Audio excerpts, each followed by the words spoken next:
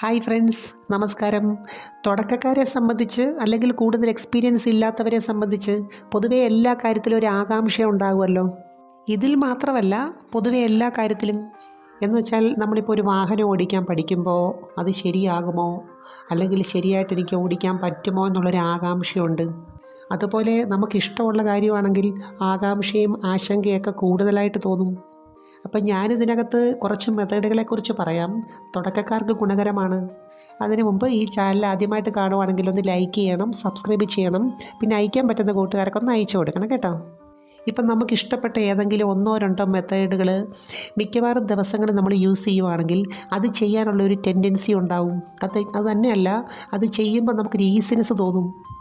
അതുപോലെ തുടക്കക്കാരെ സംബന്ധിച്ച് ഇതിനകത്ത് ആസ്വാദനം മാത്രം പോരാ, ഫെർട്ടിലിറ്റിയുടെ കാര്യം കൂടെ നോക്കണം. അപ്പോൾ തുടക്കത്തിലൊക്കെ നമുക്ക് ഏത് മെത്തേഡുകളും ചെയ്യാം, പക്ഷേ അവസാനം അതിനനുയോജ്യമാകുന്ന രീതിയിൽ അവസാനിപ്പിക്കുന്നതാണ് നല്ലത്. ഇപ്പം നമ്മൾ ഏത് മെത്തേഡ് തിരഞ്ഞെടുത്താലും പുരുഷനത് കംഫർട്ടബിൾ ആയിരിക്കണം. കാരണം കൺട്രോൾ ചെയ്ത് ചെയ്യേണ്ട അവരാണ്.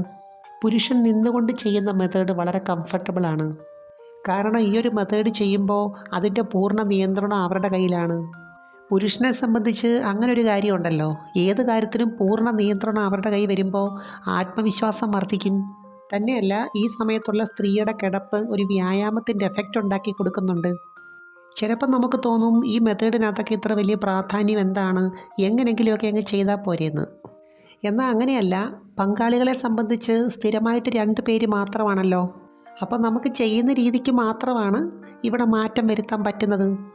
പുറമേ അത് പറയുന്നില്ലെങ്കിലും ചിലർക്കത് വിരക്തി ഉണ്ടാക്കുന്നുണ്ട്.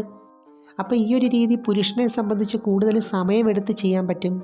കാരണം അവർക്ക് തോന്നുന്ന സമയത്ത് ഇടയ്ക്കൊന്ന് സ്റ്റോപ്പ് ചെയ്തിട്ട് പിന്നെ റീസ്റ്റാർട്ട് ചെയ്യാൻ പറ്റും. എന്ന് വെച്ചാൽ നേരത്തെ സ്ഖലനം സംഭവിക്കുന്നു എന്നൊരു തോന്നൽ വരുവാണെങ്കിൽ തൽക്കാലത്തേക്കൊന്ന് സ്റ്റോപ്പ് ചെയ്ത് വെക്കണം. അതിനുശേഷം ഡീപ് ബ്രീത്ത് എടുത്തൊന്ന് റിലാക്സ് ചെയ്ത് ചിന്തകളെ ഒന്ന് ഡൈവേർട്ട് ചെയ്ത് വിടണം. എന്ന് വെച്ചാൽ ഇതുമായിട്ട് ബന്ധമില്ലാത്ത മറ്റെന്തെങ്കിലും കാര്യങ്ങളെക്കുറിച്ച് ഓർക്കണം. യഥാർത്ഥത്തിൽ ഇത് പങ്കാളി അറിയാതെ തന്നെ ചെയ്യാവുന്ന കാര്യമാണ്. ശരീരം ഒന്ന് റിലാക്സ് ആയി കഴിഞ്ഞാൽ എന്താണോ ചെയ്തുകൊണ്ടിരുന്നത് അത് തന്നെ തുടർന്ന് ചെയ്യാം. മിക്കവാറും ഈ തുടക്കത്തിലുള്ളവരുടെ ഒരു പ്രധാന പ്രശ്നമാണിത് കേട്ടോ. അതിനകത്ത് ടെൻഷൻ അടിക്കേണ്ട കാര്യമൊന്നുമില്ല. യഥാർത്ഥത്തിൽ നമ്മൾ എന്താണോ ചിന്തിക്കുന്നത് അതനുസരിച്ചാണ് നമ്മുടെ ശരീരം പ്രവർത്തിക്കുന്നത്. പ്രത്യേകിച്ചും ബ്രെയിനും നെർവ് സിസ്റ്റം കൂടെ ചേർന്നൊരു പ്രോസസ്സിംഗ് ഉണ്ടല്ലോ, അത് തന്നെയല്ല. ഈ ഒരു മെത്തേഡിൽ സ്ത്രീ പങ്കാളിക്ക് കൂടുതലായിട്ട് സ്ട്രെയിൻ ഫീൽ ചെയ്യത്തുമില്ല. അതുപോലെ തന്നെ കൂടുതൽ സ്ട്രെയിൻ ഇല്ലാതെ ചെയ്യാൻ പറ്റുന്ന മറ്റൊരു മെത്തേഡാണ് ഡോഗി പോസ്. ഇതും പങ്കാളികൾക്ക് പരിശീലിച്ച് നോക്കാവുന്ന ഒരു മെത്തേഡാണ്. എന്ന് വെച്ചാൽ സ്ഥിരമായിട്ട് ഏത് കാര്യമായാലും ഒരേ രീതിയിൽ ചെയ്യുമ്പോൾ ഒരു ബോറടി ഉണ്ടാവും. അതുകൊണ്ട് ഇടയ്ക്കൊക്കെ ഈ രീതി ചെയ്യുവാണെങ്കിൽ ഒരു വെറൈറ്റി ആയിട്ട് ഫീൽ ചെയ്യും. തന്നെയല്ല, ഇതിനകത്ത് ഫേസ് ടു ഫേസ് കാണാത്തതുകൊണ്ട് അവരവർക്ക് ഇഷ്ടപ്പെട്ട ഫാൻറ്റസി കാണാൻ പറ്റും ഇത് ചെയ്യുന്ന സമയത്ത്. ഇതും 2 കൂട്ടർക്കും വലിയ സ്ട്രെയിൻ ഇല്ലാതെ ചെയ്യാവുന്ന കാര്യമാണ്. അതുപോലെ ചെയ്ത് പരിശീലിക്കാവുന്ന മറ്റൊരു മെത്തേഡാണ് സ്ത്രീ പങ്കാളി മുകളിൽ കയറി ചെയ്യുന്ന രീതി. എന്ന് വെച്ചാൽ ശാരീരികമായിട്ടും മാനസികമായിട്ടും പങ്കാളികൾ തമ്മിലൊരു അടുപ്പമുണ്ടല്ലോ, അത് വർദ്ധിപ്പിക്കാനായിട്ടുള്ള ഏറ്റവും നല്ലൊരു മെത്തേഡാണിത്. എന്ന് വെച്ചാൽ പരസ്പരം അങ്ങോട്ടും ഇങ്ങോട്ടും ഉൾക്കൊള്ളാനുള്ളൊരു കഴിവുണ്ടാവും. അതുപോലെ തന്നെ മറ്റെല്ലാ മെത്തേഡുകളിലും പുരുഷനാണ് കാര്യങ്ങൾ കൂടുതൽ നിയന്ത്രിക്കുന്നത്. പക്ഷേ ഇവിടെ അങ്ങനെയല്ല, സ്ത്രീ പങ്കാളിയാണ് കാര്യങ്ങൾ നിയന്ത്രിക്കുന്നത്. എന്ന് വെച്ചാൽ എല്ലാ രീതിയിലും ഉള്ളൊരു ഷെയറിംഗ് ആണ് അവിടെ വരുന്നത്. അതുപോലെ ഇത് സ്ത്രീകളെ സംബന്ധിച്ച് ഒരു പ്രത്യേക അനുഭവമാക്കി മാറ്റാൻ പറ്റും. കാരണം ഇപ്പം കൺട്രോൾ അവരുടെ കയ്യിലാണ്. ഈ സമയത്തും പുരുഷൻ അവൻ്റെ ചിന്തകളെയും ശ്വാസത്തെയും നിയന്ത്രിക്കേണ്ടതായിട്ടുണ്ട്. യഥാർത്ഥത്തിൽ നമുക്ക് നല്ല ആരോഗ്യം ഉണ്ടെങ്കിൽ മാത്രമേ മറ്റൊരാളെ സന്തോഷിപ്പിക്കാൻ പറ്റത്തുള്ളൂ. ആരോഗ്യം എന്ന് പറയുമ്പോൾ ശരീരത്തിൻ്റെ മാത്രമല്ല കേട്ടോ, മനസ്സിൻ്റെ ഉണ്ട്. എന്ന് വെച്ചാൽ ടെൻഷൻ ഫ്രീ ആയിരിക്കണം. പ്രത്യേകിച്ചും ഇങ്ങനെയൊക്കെയുള്ള കാര്യങ്ങൾ ചെയ്യുമ്പോൾ പൂർണ്ണമായിട്ടും ടെൻഷൻ ഫ്രീ ആയിരിക്കണം. പുരുഷനെ സംബന്ധിച്ച് ഇതുമായിട്ട് ബന്ധപ്പെട്ട ചില പ്രശ്നങ്ങൾ ഉണ്ടാകുന്നതിൻ്റെ അടിസ്ഥാന കാരണം ടെൻഷനാണ്. അതുപോലെ തന്നെ പ്രഗ്നൻസിക്ക് സാധ്യത കൂട്ടാനായിട്ടുള്ള ഏറ്റവും നല്ലൊരു മെത്തേഡാണ് ഹിപ്പിൻ്റെ അടിയിൽ പില്ലോ വെച്ച് ചെയ്യുന്ന രീതി.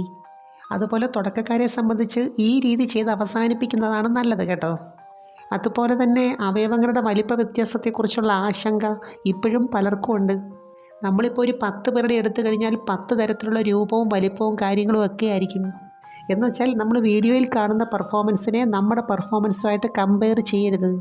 കാരണം എഡിറ്റഡ് ആയിട്ടുള്ള കാര്യങ്ങളാണ് നമ്മൾ കാണുന്നത് മുഴുവനും. അപ്പോൾ അവയവത്തിന് ഏത് വലിപ്പമുള്ളവരെ സംബന്ധിച്ചും ഈസിയായിട്ട് ഈ മെത്തേഡ് ചെയ്യാം. പുരുഷനെ സംബന്ധിച്ച് ഈ സമയത്ത് നേരെ നിൽക്കാം, അല്ലെങ്കിൽ മുട്ടുകുത്തി നിൽക്കാം. ഇങ്ങനെയൊക്കെയുള്ള മെത്തേഡുകൾ കണ്ടിന്യൂസ് ആയിട്ട് ചെയ്യണമെങ്കിൽ പുരുഷന്മാരെ സംബന്ധിച്ച് വ്യായാമം വേണം. ഇല്ലെങ്കിൽ വയറിൻ്റെ ഭാഗത്ത് കൂടുതലായിട്ട് കൊഴുപ്പടിഞ്ഞ് വലിപ്പം വെക്കും. അമിതമായിട്ട് വയറുള്ളവരെ സംബന്ധിച്ച് ചില മെത്തേഡുകൾ ചെയ്യാൻ വളരെ ബുദ്ധിമുട്ടായിട്ട് വരും. തന്നെയല്ല, ഡയബറ്റിക് ആകാനുള്ള പോസിബിലിറ്റിയും വളരെ കൂടുതലാണ്. അതുപോലെ തന്നെ സ്ത്രീകൾക്കും വ്യായാമം വേണം. കാരണം ഏത് മെത്തേഡിനെ ഈസി ആക്കുന്നത് അവരുടെ ശരീരത്തിൻ്റെ ഫ്ലെക്സിബിലിറ്റിയാണ്. ഇതുപോലെ പല പോസുകളും ഉണ്ട്. ഞാൻ ജസ്റ്റ് ഒന്ന് പറഞ്ഞതേ ഉള്ളൂ കേട്ടോ. കാരണം ദാമ്പത്യ ജീവിതത്തിന് ഇതിന് വളരെ പ്രധാനപ്പെട്ട ഒരു പങ്കുണ്ട്. അപ്പോൾ ശരിക്കും പറഞ്ഞാൽ നമ്മുടെ ആരോഗ്യം, ആകർഷണം, ഫ്ലെക്സിബിലിറ്റി, മനസ്സിൻ്റെ സന്തോഷം, ഇതുമായിട്ടെല്ലാം ഇത് ബന്ധപ്പെട്ട് കിടക്കുകയാണ്. അതുപോലെ തന്നെ ഏത് മെത്തേഡിൻ്റെ വിജയത്തിൻ്റെ പിന്നിലും പ്രവർത്തിക്കുന്ന പ്രധാനപ്പെട്ട ഒരു കാര്യമുണ്ട്. മറ്റൊന്നുമല്ല, പരസ്പരമുള്ള ഒരു സ്നേഹമുണ്ടല്ലോ, അത്. കാരണം ഈ സ്നേഹമുള്ളവരെ നമുക്ക് എന്തൊക്കെയോ അങ്ങ് ചെയ്യാൻ തോന്നും, അല്ലേ? ശരിക്കും പറഞ്ഞാൽ എല്ലാവർക്കും നെഗറ്റീവ് വശങ്ങളുമുണ്ട്, പോസിറ്റീവ് വശങ്ങളുമുണ്ട്. എന്ന് വെച്ചാൽ ചിലരെ സംബന്ധിച്ച് അത്ര വലിയ ആകർഷണം ഉണ്ടാകണമെന്നില്ല പല കാര്യത്തിലും. പക്ഷേ ഈ സ്നേഹം ഉണ്ടെങ്കിൽ വളരെ ആകർഷണമായിട്ട് നമുക്ക് തോന്നും. ശരിക്കും പറഞ്ഞാൽ നമ്മുടെ ശരീരത്തിൻ്റെ ഊർജ്ജം എന്ന് പറയുന്നത് മധുരമാണല്ലോ. എന്നാൽ ഈ മനസ്സിൻ്റെ ഊർജ്ജം എന്ന് പറയുന്നത് സ്നേഹമാണ്. അതുപോലെ തന്നെ തുടക്കക്കാരെ സംബന്ധിച്ച്, അല്ലെങ്കിൽ കൂടുതൽ എക്സ്പീരിയൻസ് ഇല്ലാത്തവരെ സംബന്ധിച്ച് ഏതെങ്കിലും ഒരു മെത്തേഡ് നല്ല രീതിയിൽ പ്രാക്ടീസ് ചെയ്തെടുക്കണം. എന്ന് വെച്ചാൽ ഏത് സാഹചര്യത്തിലും നമുക്കത് വളരെ ഈസി ആയിട്ട് ചെയ്യാൻ പറ്റണം.